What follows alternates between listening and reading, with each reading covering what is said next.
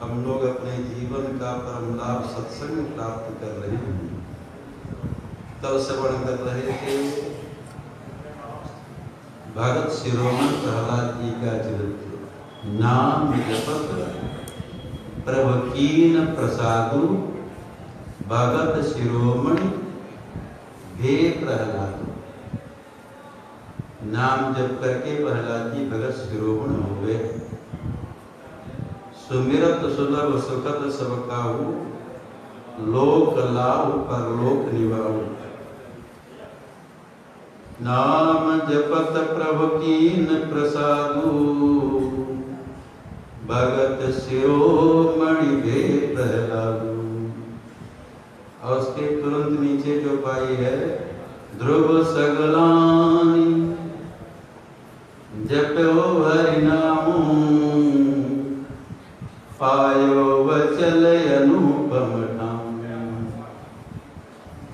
ध्रुव जी ग्लानि से भगवान का नाम लिए, उनको ऐसा अचल पद मिला, ध्रुव पद मिला जो पद आज तक किसी को नहीं मिला। ध्रुव सगलानि जपो हरि नामो पायो अचल अनुपम ठाम।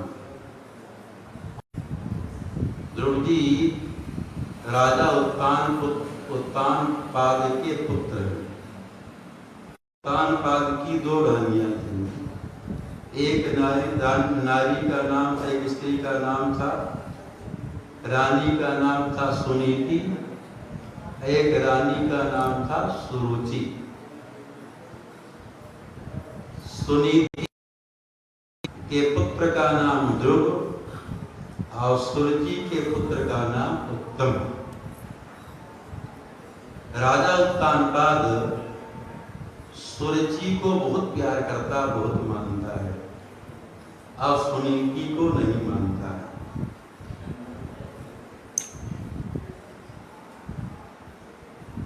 जो सुरुचि को मानेगा वो नीति को नहीं मानेगा महाराज। अरे जो रुचि होगी वही तो करता रहेगा। जो हमारी रुचि है उसी को खाएंगे, भले उसको खाने में दोष लगे। जहाँ रुचि होगी कान पसंद करेगा वही सुनेंगे, और जो होगा सो करेंगे। तो जो रुचि को मानेगा वो नीति को नहीं मानेगा, सुनीति को नहीं मानेगा। नीति तो मना करती है, नीति के अनुसार ही कार्य करना चाहिए। नीति तो मना करती है ऐसा काम नहीं करो, ऐसा करने से तुमको पाप लगेगा, तुम्हारा परलोक बिगड़ जाएगा। लेकिन हमारी रुचि है, हम जानते हैं कि हम गलत कर रहे हैं। सब लोग जानता है कि हम गलत कर रहे हैं, इसलिए गलत काम करने वाला हमेशा चुप के ही काम करता है, दिखा के नहीं करता, चोरी से करता है, जानता है। चोर भी चोरी करता तो कब करता है? जब पता लगा लेता सब लोग सोए गए, अब कोई जगह नहीं है, कोई देख तो नहीं रहा है, तब करे। तो जानता है गलत काम करने वाला, जानता है कि गलत, इसलिए छिप करके करता है। क्या रुचि है इसलिए वो करता रहता है। तो जो सुरुचि को मानेगा उसके जीवन में कष्ट ही कष्ट रहेगा। जो सुरुचि को मानेगा उसके जीवन में कष्ट ही कष्ट रहेगा महाराज। जो मनमानी धर्म आचरण करेगा उसके जीवन में कष्ट होगा, और जो वैदिक मर्यादा का पालन करते हुए कार्य करेगा उसके जीवन में सुख रहेगा, क्योंकि धर्म से ही सुख मिलता है। अधर्म करने से सुख मिलता नहीं बाबा किसी को, ना आज तक मिला है ना मिलेगा। धर्म से ही सुख मिलता है। जिन सरिता सागर मोह जानी यद्यपि ताहि कामना नाही, तीन सुख संपत्ति बिन ही बुलाए, धर्मशील पहि जाई सुहाए। जैसे वर्षा होती, वर्षा का पानी नदियों में गया, नदियों से गंगा जी में गया, गंगा जी की अविच्छिन्न धारा समुद्र में जाती है। समुद्र को कामना नहीं है, इच्छा नहीं कि नदियां हमारे में जल लेकर के आने, लेकिन अपने आप नदियां जल लेकर के समुद्र में जाती रहती हैं।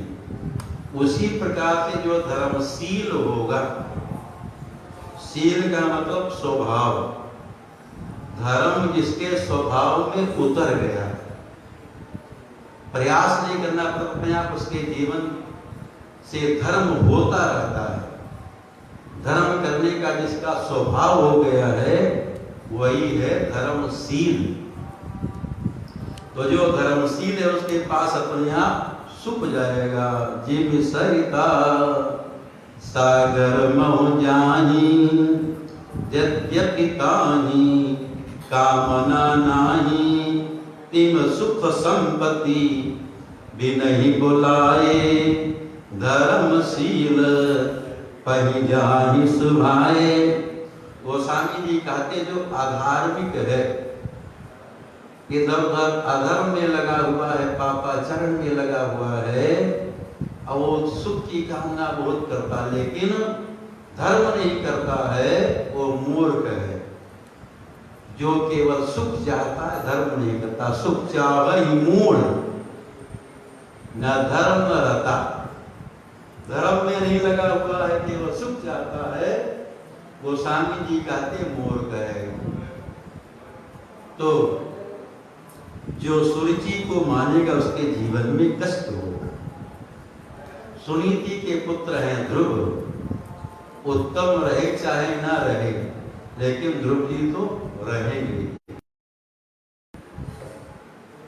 एक दिन मां सुनीति अपने पुत्र ध्रुव को स्नान करा करके बढ़िया वस्त्र पहना दी, आभूषण बना दी, श्रृंगार कर दी और भेज देती कि जाओ बेटा बाहर बालकों के साथ में खेलो। ध्रुव जी देखे उस समय राजा उत्तानपाद सिंहासन में बैठा था, अपने पुत्र उत्तम को गोद में लेकर के बैठा था। तो ध्रुव जी भी अपने पिता उत्तान के पाद के पास में आ जाते हैं। दोनों हाथ उठा करके और पिता गोद में बैठना चाहते हैं, लेकिन राजा उत्तानपाद बैठी थी सामने सुरुचि। तो सुरुचि के डर से उत्तानपाद ध्रुव जी को अपनी गोद में ले नहीं रहा था। ध्रुव जी बहुत विलाप कर रहे थे, रो रहे थे पिता की गोद में बैठने के लिए, लेकिन उत्तानपाद का मन तो कहता था कि ध्रुव को गोद में ले, लेकिन रानी सुरुचि के भय से ले लेता तो आपत कर देती बात, इसलिए उसके भय से ध्रुव जी को गोद में लिया। ध्रुव जी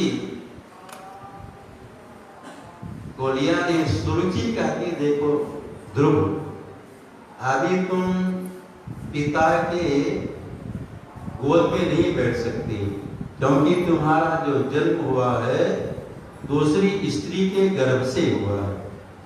यदि तुम राजगद्दी में पिता गोद में बैठना चाहते हो, तपस्या करो, भगवान को प्रसन्न करो और भगवान से वरयाचना करो, मेरे गर्भ से जन्म, तब तुम बैठ सकते हो पिता की गोद में राजगद्दी में। तपसाद्य पुरुषं तस्यैवानुग्रहेण मे, गर्भे त्वं साधयात्मानं, यदीच्छसि नृपासनं। यदि तुम राजगद्दी बैठने की इच्छा करते हो, तपस्या करो, अब मेरे गर्भ से, मेरे कोख से जन्म लो। सुरुचि बात तो अच्छी कही तपस्या करने की, लेकिन जो कह रही है कि मेरे गर्भ से जन्म लो, तपस्या का फल दोबारा संसार में जन्म लेना नहीं, किसी के गर्भ में आना नहीं। तपस्या का तो फल है संसार से मोक्ष मिल जाए, ठाकुर जी की गोद में हम चले जाएं। तो सुरुचि बात तो अच्छी कहती, लेकिन जैसे दूध बड़ा अच्छा है, मिला हुआ है, बढ़िया मिश्री और इलायची, मेवा भी मिला है, लेकिन उसमें नमक मिला दिया तो पीने योग्य नहीं रहेगा। ध्रुव जी रोते हुए, काला नाग जैसे पुकारते हुए, रोते हुए मां सुनीति जी के पास में आते हैं। मैया सुनीति ध्रुव जी को अपनी गोद में ले लेती है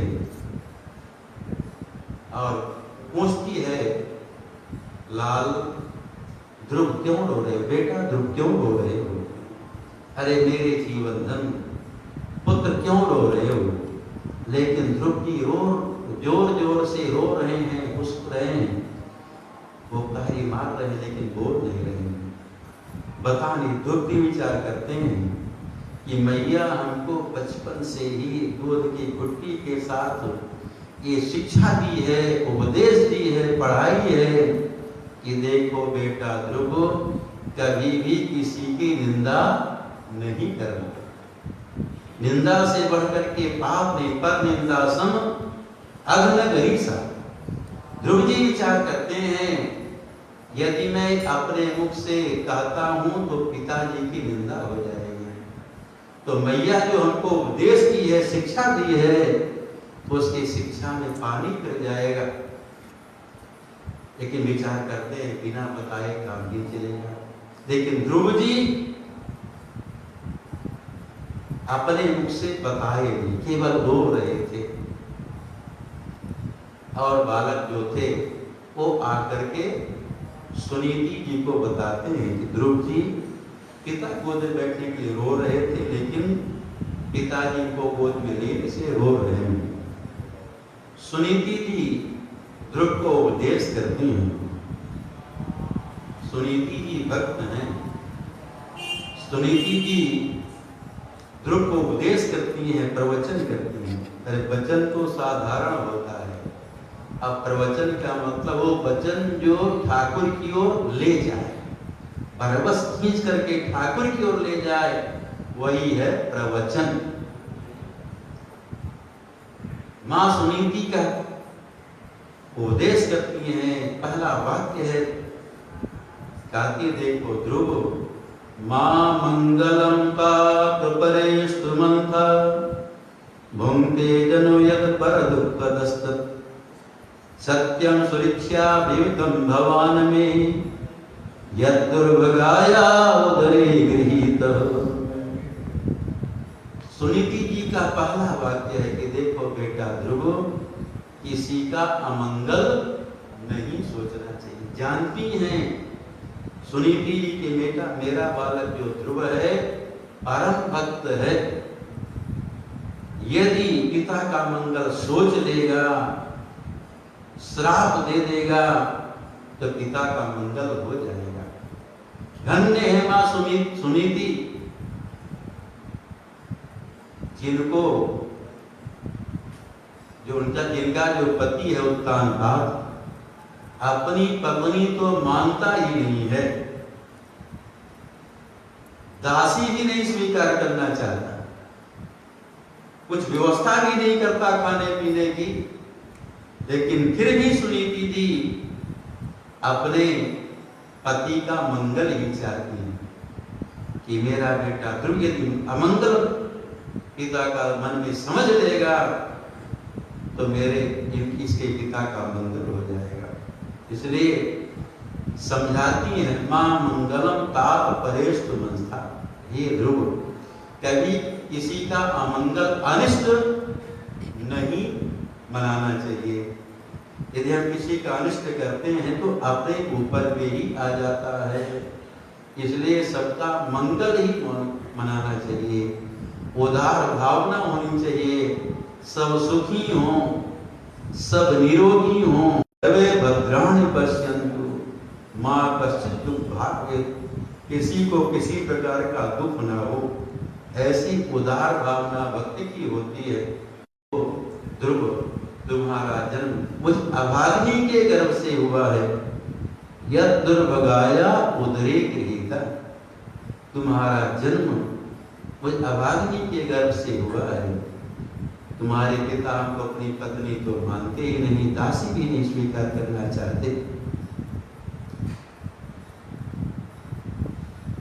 तुम्हारी माँ ने जो कहा, विमाता ने जो कहा, ठीक ही कहा है। तपसा राज्य पुरुषम को ठीक ही कहा है, क्योंकि बिना तपस्या के जीवन का कल्याण नहीं होता। ब्रह्मा जी भी तपस्या करके अब ब्रह्म पद को प्राप्त किए हैं। महादेव भगवान शंकर भी तपस्या करके सिद्धि को प्राप्त किए हैं।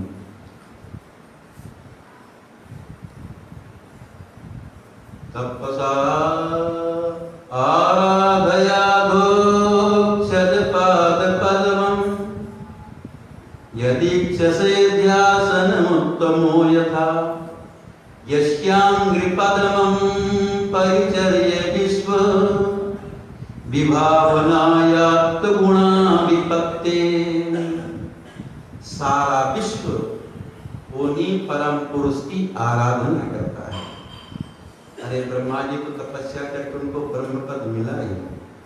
तुम्हारे बाबा मनु महाराज भी उन्हीं परम पुरुष की आराधना करते हैं। जो इंद्रियातीत भगवान है,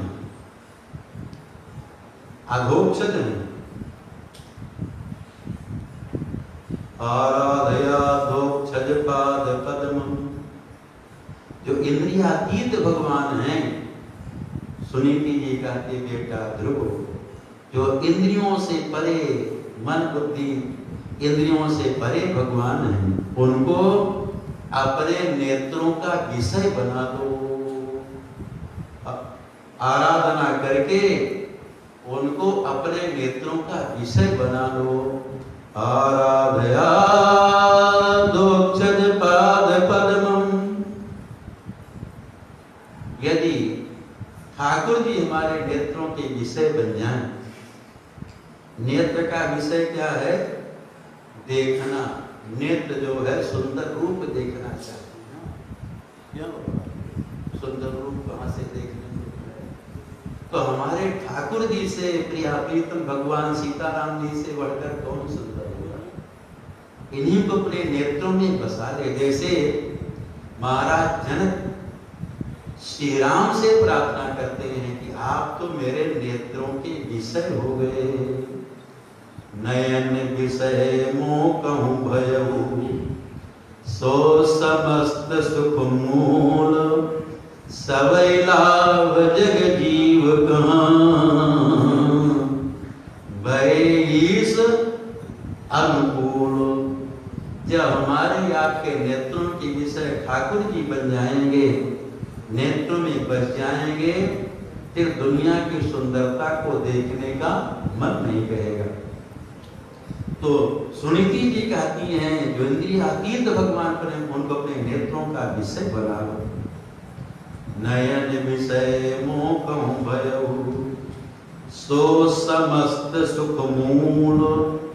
यदि ठाकुर जी भगवान सीताराम जी हमारे नेत्रों के विषय हो जाएं, यही समस्त सुखों का मूल है। इसी से सभी सुख मिलेंगे। सवै लाभ जग जीवक। संसार में जितने भी जीव हैं, सबका यही परम लाभ है। लेकिन ऐसे भय से अनुकूल, जब ठाकुर जी अनुकूल होंगे तभी वो हमारे नेत्रों के विषय बनेंगे। नयन विषय मोह कहूँ भयऊ, सो समस्त सुख मूल, सवै लाभ जग जीव कहाँ, भय से अनुकूल। सुनीति जो उपदेश करती हैं, यहाँ रामायण गाते हैं जब प्रार्थना के बाद पुजारी जी महाराज, उसमें गाते हैं हरि हरिता, हरि हरिता विधि विधिता, शिव शिवता जो दई, सोई जानकी पति मधुर मूर्ति, मोदमय मंगलमयी। हरि हरिता विधि विधिता, शिवई शिवता जो दई सोई जानकी पति मधुर मूर्ति मोदमय मंगलमयी। तो ब्रह्मा जी को ब्रह्मत्व मिला है, वही परम पुरुष की आराधना से। शंकर जी को, भगवान शिव को शिवत्व मिला है, शंकरत्व मिला हुआ है उन्हीं परम पुरुष राम जी की कृपा से। और हरि ही हरि का, विष्णु को विष्णुत्व मिला हुआ है उन्हीं की कृपा से। सोई जानकी पति मधुर मूर्ति। हम भी पहले गाए जब पुजारी थे, इसलिए आए थे। कौन है भाई? कौन पद में है?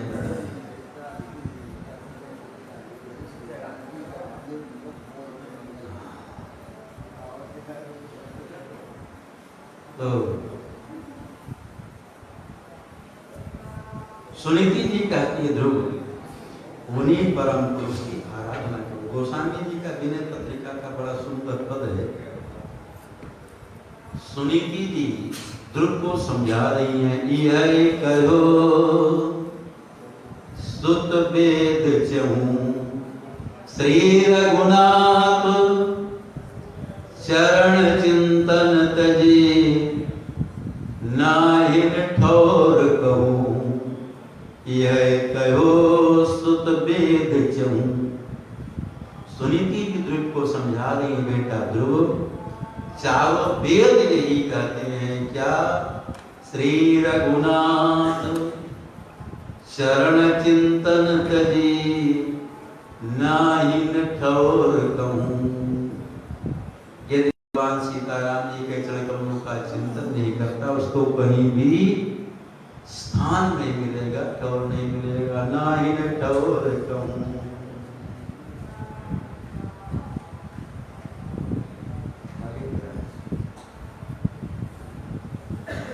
नाहिन ठौर कहूं, यह कहो सुत वेद चहूं।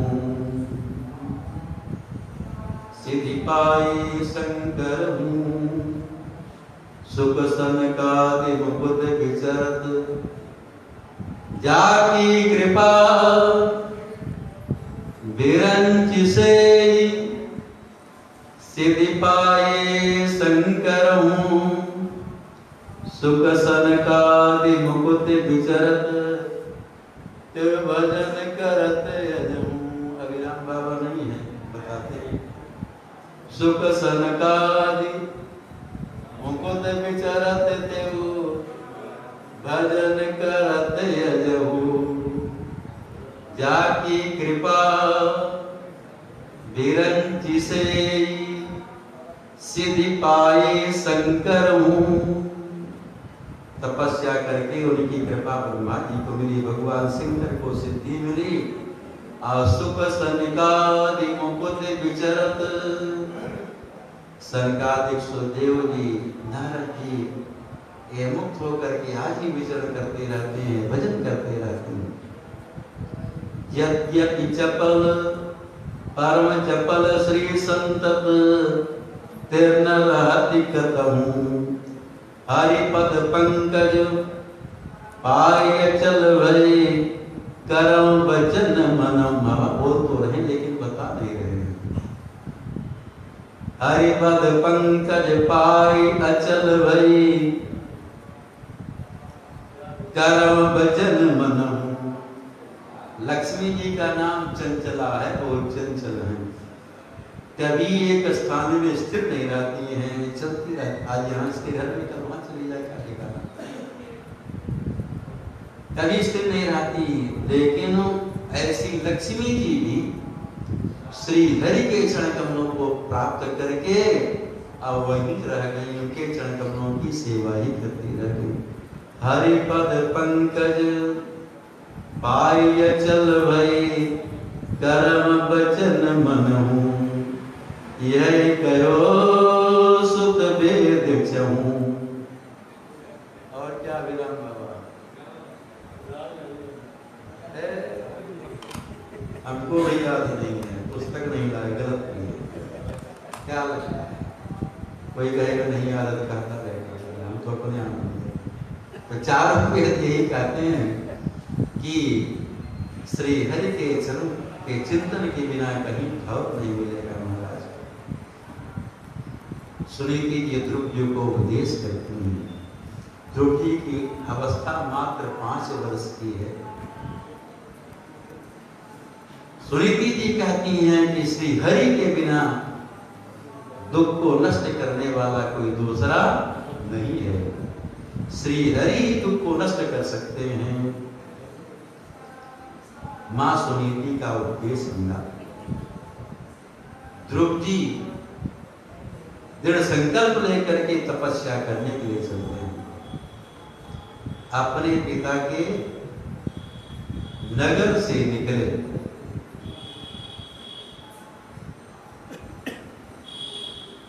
पिता के नगर से निकले क्यों? अरे पिता की संपत्ति में घर में जन्म सिद्ध अधिकार है पुत्र का। लोग कहते ना का तुम्हारा बपौती है कि चले आए लेने के लिए, तो ध्रुव जी की बपौती तो है ही है। अपनी बपौती को छोड़ करके चल रहे हैं। जैसे राम जी चले, राजीव लोचन राम चले, तजी बाप को राज बटाओ की नहीं। उसी प्रकार से ध्रुव जी महाराज चले तपस्या करने के लिए। जब ध्रुव जी अपने पिता के नगर से चले तपस्या करने के लिए, देवर्षि नारद ध्रुव नारद तदुपाकरण, देवर्षि नारद ध्रुव के चरित्र को सुन करके आ गए। ध्रुव जी की कथा कहां से नारद जी सुने? नारद तदुपाकरण, अपने मने तो सुन नहीं लिए, यहाँ लिखा भागवत में सुन करके नारद जी आए। तो कहां से सुने? हमारे गुरुदेव भगवान क्या करते थे, जब राजा उत्तानपाद अपने पुत्र ध्रुव को बाहर निकाला, भगवान को बड़ा कष्ट, उनकी आंखों में आंसू आ गए। देवर्षि नारद का स्मरण करते हैं, विचार करते मेरा पुत्र जो ध्रुव है ये महाभागवत है, तपस्या करने के लिए जा रहा है, इसके ऊपर पहले गुरुदेव की कृपा हो जानी चाहिए। भगवान नारायण नारद का स्मरण करते हैं। यहाँ स्मरण के तुरंत देवर्षि नारद आगे प्रणाम करते हैं, प्रार्थना करते हैं, भगवान क्यों अज्ञान किए? भगवान नारायण कहते, देखो नारद आप गुरु हो ना, अपने गुरुपद को सुशोभित करो। देखो ध्रुव जा रहा तपस्या करने के लिए जंगल, आप उसको उपदेश करो, उसको रास्ता बताओ। भगवान की इच्छा से, भगवान की कृपा से देवर्षि नारद ध्रुव जी को रास्ते में ही मिल गए और मिलते ही ध्रुव को प्रणाम करने का अवसर नहीं दिए।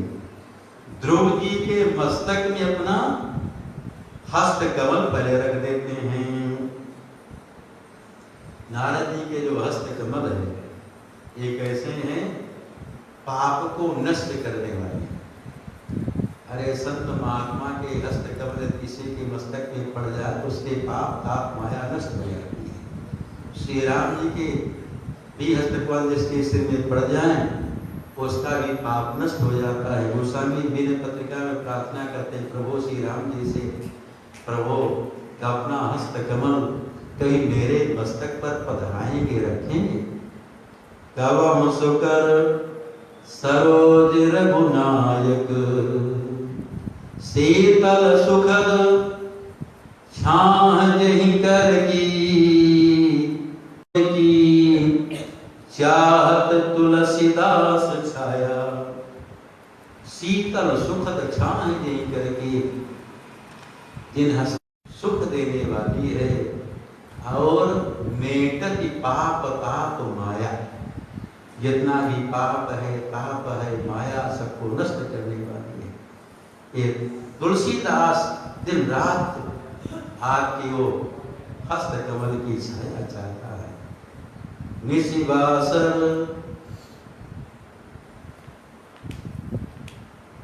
शीतल सुखद छाह करके, मेटति पाप ताप माया।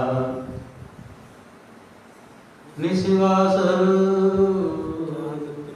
तुलसीदास अभी बोले थे, अभी बोले थे। निशिवासर ते कर सरोज की, चाहत तुलसीदास छाया। जब काम मन ले रोज तो भूलता रहता है, और कथा कहे भागवत रामायण तो वही में जल्दी जल्दी कह दिया जाता, काम में लिया नहीं जाता। काम मन सास सुचिंतित, अरे अपना दोष बता देना चाहिए। सास सुचिंतित पुण्य पुण्य देखिए, गोप्स सेवित बस नहीं देखिए। शास्त्र को बार बार चिंतन करते रहना चाहिए। बाबा को बहुत याद है, क्या देते कि भजन गा शुरू कर दिए तो बाबा भूल जाते, कहते पहले नहीं बताया, अब उसका चिंतन कर ले तो याद है। तो निशिवासरते कर सरोज की, चाहत तुलसीदास छाया। देवर्षि नारद अपना हस्त कमल ध्रुव जी के मस्तक पर लगा दिया, और थोड़ी परीक्षा कहते देखो तो, अरे अभी तो बालक है, अरे भले माता कुछ कह दिया तो नाराज नहीं होना चाहिए। अरे अभी तो खाने खेलने की अवस्था है, खेलो कूदो खाओ पीओ, ये अपमान नहीं देखना चाहिए। जाओ वापस लौट जाओ। ध्रुव जी कहते हैं, गुरुदेव आप बड़ा सुंदर उपदेश दे रहे हैं, लेकिन जैसे कोई पात्र है और उसमें छिद्र हो जाए तो कुछ भी रखा जाए तो बह जाएगा। जैसे पात्र है उसमें छेद, दूध रख दिया तो बह जाएगा। उसी प्रकार से ध्रुव जी कहते मेरा जो हृदय है विवाता के बागवान से एकदम छलनी हो गया, इसमें छिद्र हो गया, इसलिए आपका उपदेश ठहर नहीं रहा है। आप तो हमको उपदेश करिए, मैं उस पद को, सबसे जो ऊंचा पद है उस पद को प्राप्त करना चाहता हूं। आप हमको सुंदर रास्ता बताइए, आप केवल कृपा करके हमको रास्ता बताइए, और मैं साधना करके उस पद को प्राप्त कर लूंगा। ध्रुव जी कहते मैं अभिमान से नहीं बोल रहा हूं, मैं आपकी कृपा से बोल रहा हूं। आप हमको रास्ता बता दीजिए बस। अरे गुरुदेव रास्ता बताते हैं, और शिष्य उस पर रास्ते पर दृढ़ता पूर्वक चलता है तो भगवत प्राप्ति हो जाएगी। अब नहीं तो गुरु जी कहते 6000 मंत्र जप करो, रामायण का नवा पाठ करो, राम रक्षा स्तोत्र का पाठ करो, हनुमान चालीसा का पाठ करो, 25,000 नाम जप करो, और चिलवा एक को कर्म नहीं करना है। न नाम जप कर रहा है, न मंत्र जप कर रहा है, न रामायण का पाठ कर रहा है, न भगवान का ध्यान कर रहा है, तो कैसे भगवान मिलेंगे और कैसे गुरु जी की कृपा होगी। गुरु के वचन प्रतीति न जेहि, सपने सुगम न शुभ सिद्धि तेहि। कभी सिद्धि नहीं मिलेगी न कल्याण होगा, उल्टे पाप लगेगा। गुरु की आज्ञा की अवज्ञा का पाप लग जाएगा। इसलिए गुरु जो कहें करना चाहिए, संध्या वंदन करना चाहिए, माला जप करना चाहिए, सब कुछ करना चाहिए जो जितना गुरुदेव उपदेश दिए। तो ध्रुव जी कहते आप देश करें, आपकी कृपा रहेगी तो मैं उस पद को प्राप्त कर लूंगा। देवर्षि देखे ध्रुव एकदम दृढ़ संकल्पित है अपने उस पद को प्राप्त करने के लिए, ऐसा पद जिस पद को आज तक कोई नहीं प्राप्त किया, ऐसा पद मैं प्राप्त करना चाहता हूं। देवर्षि नारद अपना पीतांबर ध्रुव जी को उड़ा करके और ध्रुव जी के कान में ओम नमो भगवते वासुदेवाय ये मंत्र देते हैं और मंत्र दे करके ध्यान की विधि बता दिए कि मंत्र जब करना इस प्रकार से ठाकुर जी की छवि का ध्यान करना है। प्रत्येक अंग के स्वरूप का वर्णन किए वहां देवर्षि नारद। भगवान के मुक्तमल का ध्यान करना, भगवान हमेशा उनका मुक्तमल प्रसन्न रहता है, प्रसन्न रहता है और हमेशा उतावले रहते अपने भक्त के ऊपर में कृपा दृष्टि करने के लिए। और कहते देखो ध्रुव तुम मथुरा में चले जाओ, मधुबन में यमुना जी के किनारे वहां जाकर के तपस्या करो। तत्तात गच्छ भद्रं ते यमुनायाः तटं शुचिः पुण्यं मधुवनं यत्र सानिध्यं नित्यदा हरे। वहां नित्य श्री हरि का निवास, वहां जाकर के तपस्या करो। गुरुदेव जी अब नारद जी को पहले ध्रुव जी प्रणाम नहीं कर पाए थे, लेकिन अब ध्रुव जी को जब उपदेश मिल गया, मंत्र मिल गया, तो ध्रुव जी अपने गुरुदेव देवर्षि नारद की 4 परिक्रमा करते हैं। परिक्रमा किए और फिर साष्टांग प्रणाम करते हैं गुरुदेव नारद के चरण कमलों में और फिर वहां से विदा होकर के मधुबन में आते हैं। अरे मात्र 5 वर्ष की अवस्था है।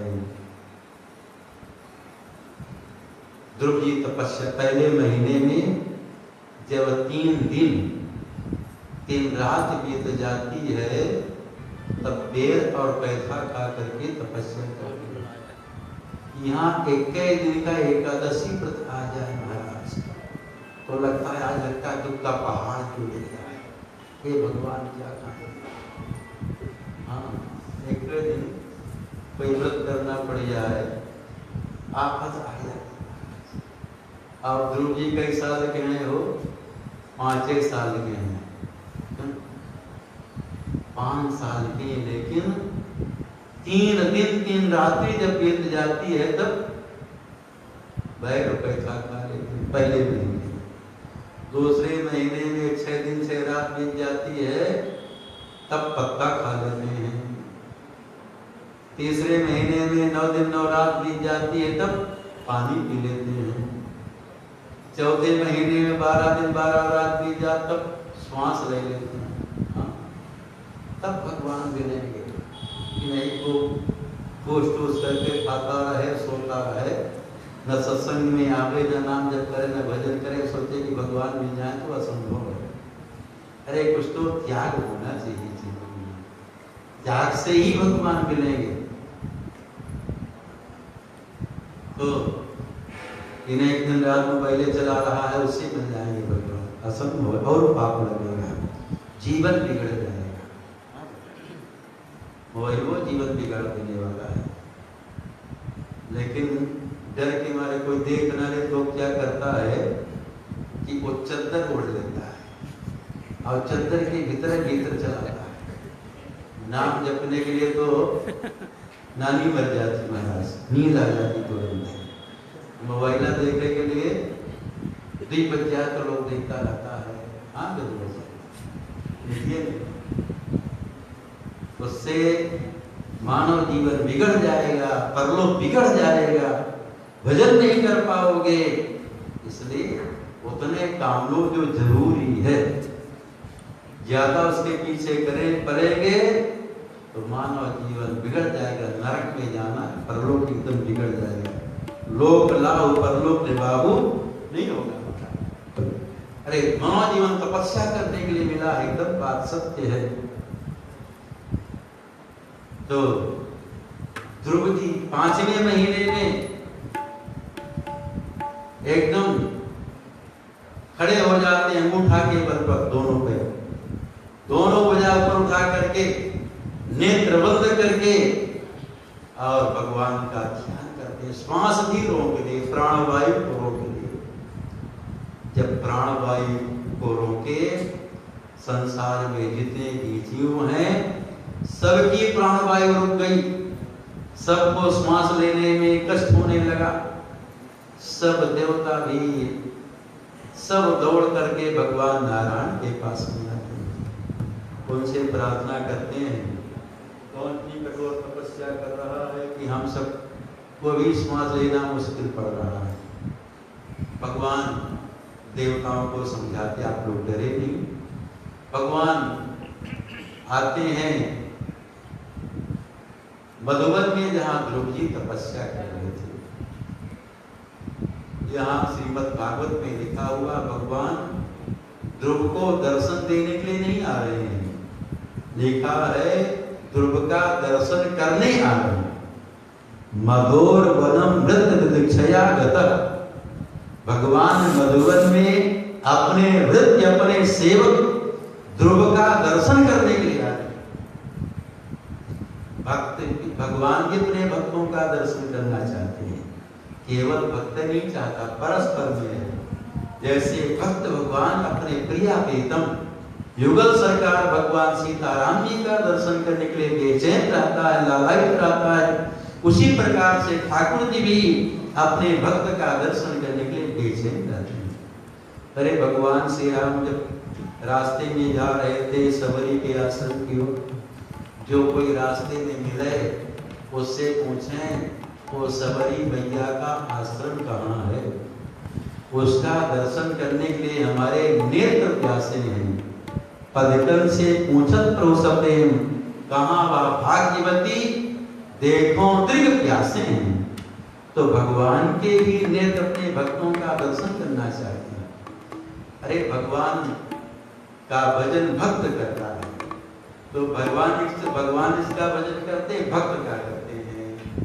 भरत सरिस को राम सने, जग जप राम राम जप जेई। तो भगवान अपने भक्त अपने सेवक ध्रुव का दर्शन करने के लिए मधुबन में आते हैं। ध्रुव जी के हृदय में ठाकुर जी का प्राकट्य हो गया था। आप नेत्र बंद करके हृदय में ठाकुर जी का दर्शन करने में मस्त थे, आंख खोल ही नहीं रहे थे। भगवान को बड़ा विलंब हो रहा था, विचार करते हैं मैं प्रतीक्षा कर रहा हूँ खड़े खड़े कि मेरा भक्त ध्रुव आंख खोले दर्शन करे, लेकिन तो आंखें नहीं खोल रहा, क्योंकि अंदर में जब वही भगवान प्रकट हो गए तो बाहर क्यों नेत्र खोल, नेत्र बंद करके ध्रुव जी दर्शन कर रहे थे अंदर भगवान नारायण ध्रुव जी के हृदय से अपने स्वरूप को खींच लेते हैं। इसी प्रकार सुतीक्षण जी भी जब राम जी का ध्यान कर रहे थे, राम जी आए उनके सामने खड़े होकर के प्रतीक्षा कर रहे हैं कि सुतीक्षण जी आंख खोले मेरा दर्शन करें, कि सुतीक्षण जी आंखें नहीं खोल रहे थे।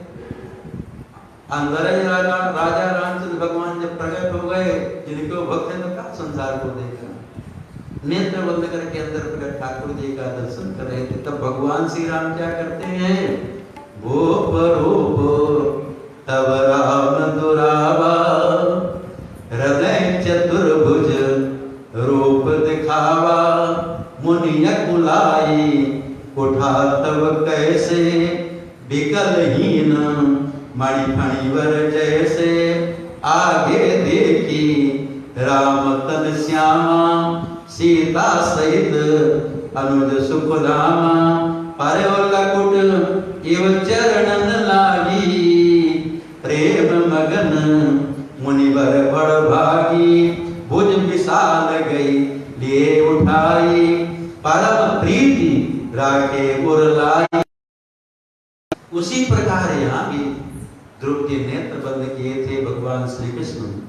ध्रुव जी हृदय से अपने स्वरूप को खींचते हैं।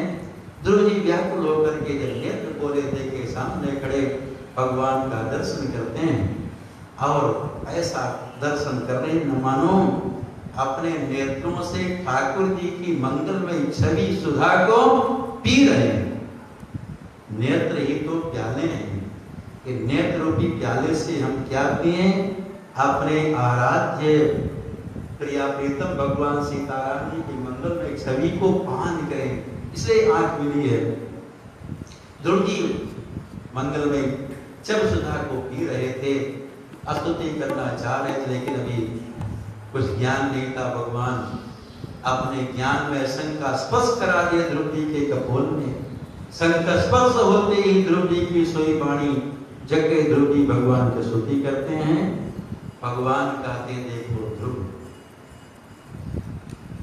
तुमको हमेशा वरदान दे रहे हैं, ऐसा पद मिलेगा जो पद आज तक किसी को नहीं मिला है। लेकिन उसके पहले तुम जाओ अपने पिता के नगर और वहां पिता की राजगद्दी में बैठ करके राज्य करो, इसके बाद तुमको ध्रुव पद की प्राप्ति हो जाएगी। सुनकर के ध्रुव जी बड़ा दुखी हो जाते। देखो भगवान का दर्शन करने के बाद भी हमको संसार में राज्य का संचालन करने के लिए जाना पड़ रहा है। बड़े दुखी जब होते हैं तो भगवान कहते देखो ध्रुव, मेरा नियम है, यदि कोई मेरा भजन मेरी तपस्या संसार की कामना को लेकर के करता है तो मैं पहले उसके संसार की इच्छा को पूर्ण कर देता हूं, उसके बाद मैं भी चल जाता हूं। तुम अच्छा बताओ ध्रुव, जब अपने वहां से नगर से चले थे तपस्या करने के, क्या इच्छा लेकर के चले थे? कि मैं भगवान की तपस्या करूंगा, भगवान हमको यहाँ पिता की राजगद्दी में बैठा देंगे, इसलिए पहले मैं संसार की कामना को पूर्ण कर देता हूँ। सुमिरत सुलभ सुखद सबका हो लोक लाभ, अरे संसार में उसको लाभ दे देता हूँ, जो मन में कामना रहती है उसकी इच्छा को पूर्ण कर देता हूँ। आप पकड़ो फिर मैं भी बन जाता हूँ।